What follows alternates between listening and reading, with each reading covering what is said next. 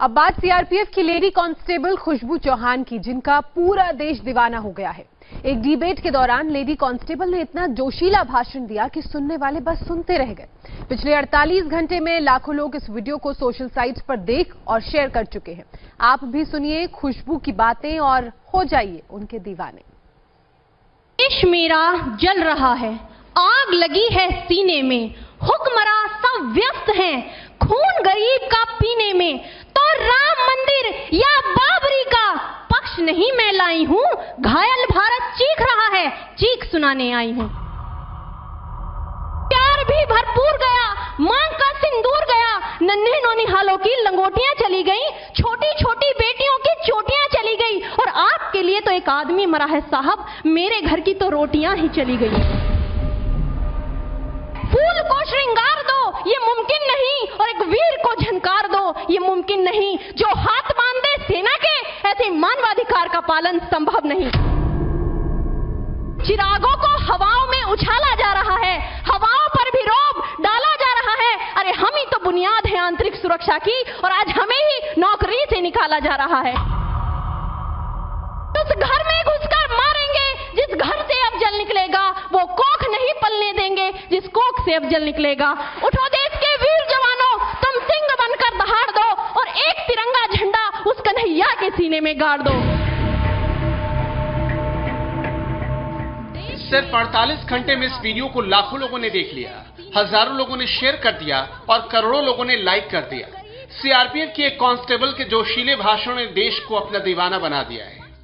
महोदय, दर्द हद से तब गुजरने लगता है जब मेरी आंखों के सामने ताज, पुलवामा, छत्तीसगढ़ में शहीद हुए जवानों के शत विशत अधजले शरीर के टुकड़े, रेत के टीलों से ऊपर जाती लाशों के ढेर और कश्मीर की खून से सनी लाल रंग की सड़कों के दृश्य सामने आते हैं।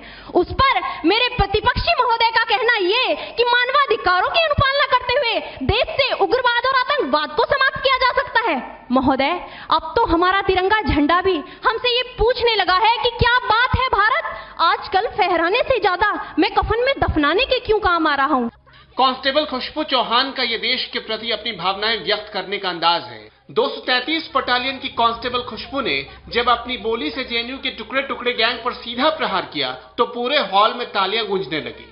महोदय, जब पुलवामा में 44 जवान शहीद हुए, छत्तीसगढ़ में 76 जवान शहीद हुए, तो कोई भी मानवाधिकार की दुहाई देने वाला हमारे पक्ष में आकर खड़ा नहीं हुआ। परंतु जब जेएनयू विश्वविद्यालय में एक देशद्रोही के द्वारा भारत तेरे टुकड़े होंगे, अफजल हम शर्मिंदा हैं जैसे देशद्रोही नारे लगते हैं, तो सारे मानवाधिकार के ज्ञाता आकर उसके पक्ष में खड़े हो जाते हैं। तभी तो क्या कहा था उस देशद्रोही ने कि तुम एक अफजल को मारोगे, हर घर से अफजल निकलेगा। तो मैं भारत की बेटी अपनी भारतीय सेना की तरफ से आज ये ऐलान करती हूँ कि उस घर में घुसकर मारेंगे जिस घर से अफजल निकलेगा, वो कोख नहीं पलने देंगे जिस कोख से अफजल निकलेगा। उठो देश के वीर जवानों, तुम सिंह बनकर दहाड़ दो, और एक तिरंगा झंडा उस कन्हैया के सीने में गाड़ दो। खुशबू ने अपने भाषण में न्यायिक व्यवस्था से मानवाधिकार तक पर बवाल मचाने वालों को बताया कि आतंकियों और नक्सलियों की मौत में मानवाधिकार मत तलाश कीजिए, शहीद की बूढ़ी माँ, विधवा पत्नी और अनाथ बच्चों का दर्द देखिए। महोदय, हृदय तो उस दिन फट गया जब बूढ़ी माँ अपने बेटे के चिथड़ों को देखकर बोली कि साहब आप तो भर्ती में 1 इंच भी कम नहीं लेते, मैं आधा शरीर कैसे ले लूं।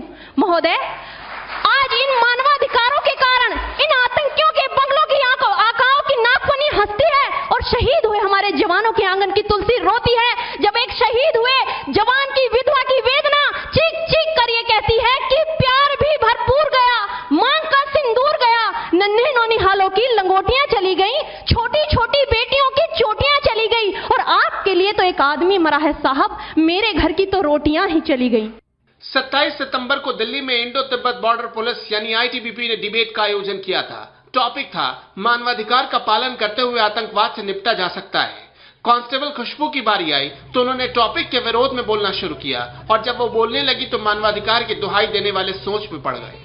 किसी भी युद्ध को जीतने के लिए पहल करना सबसे ज्यादा आवश्यक है, क्योंकि इतिहास गवाह है कि पहल करके बड़े बड़े युद्धों के परिणाम बदल दिए गए हैं। परंतु आज मानवाधिकारों के कारण हमारे देश के जवान इस कदर बंधे हुए हैं कि अपनी ड्यूटी पर खड़े होकर भी वो आज पहल करने से डरते हैं, क्योंकि महोदय भविष्य में उन्हें कटघरे में खड़े होने का डर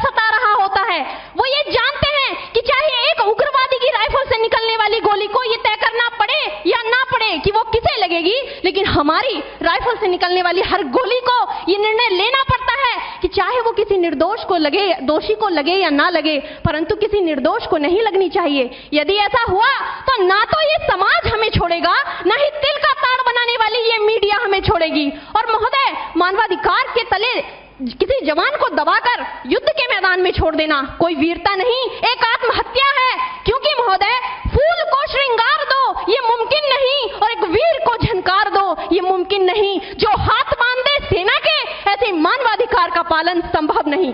खुशबू चौहान का ये करीब 5 मिनट का वीडियो सोशल मीडिया पर हर तरफ छाया हुआ है। हर कोई वाह वाह कर रहा है। मुझे अफसोस है अपने देश की न्यायिक प्रक्रिया पर, जहां आज भी रात के 12 बजे अजमल कसाब जैसे आतंकी के लिए सर्वोच्च न्यायालय के दरवाजे खोल दिए जाते हैं। ऐसे देश से मानवाधिकारों की अनुपालना करते हुए आतंकवाद और उग्रवाद से कभी नहीं निपटा जा सकता। मानवाधिकार के नाम की दुहाइयां देने वालों, सीमा पर लड़ा नहीं जाता चरखों से शोलों के आगे, रामायण पढ़ी नहीं जाती सीमा पर गोलों के आगे। धरती के घोर कुहासे को एक सूरज ही हर सकता है, क्योंकि एटम बम से रक्षा केवल एटम बम ही कर सकता है। कश्मीर से लेकर छत्तीसगढ़ के जंगलों में सीआरपीएफ के जवान ही आतंकियों और नक्सलियों से सीधा मुकाबला करते हैं। इसलिए खुशबू के दर्द को लोग सुन भी रहे हैं और समझ भी रहे हैं। ये देश जहां कमजोर पड़ जाता है, खुशबू उसी कमजोर कड़ी को मजबूत करने की मांग कर रही है।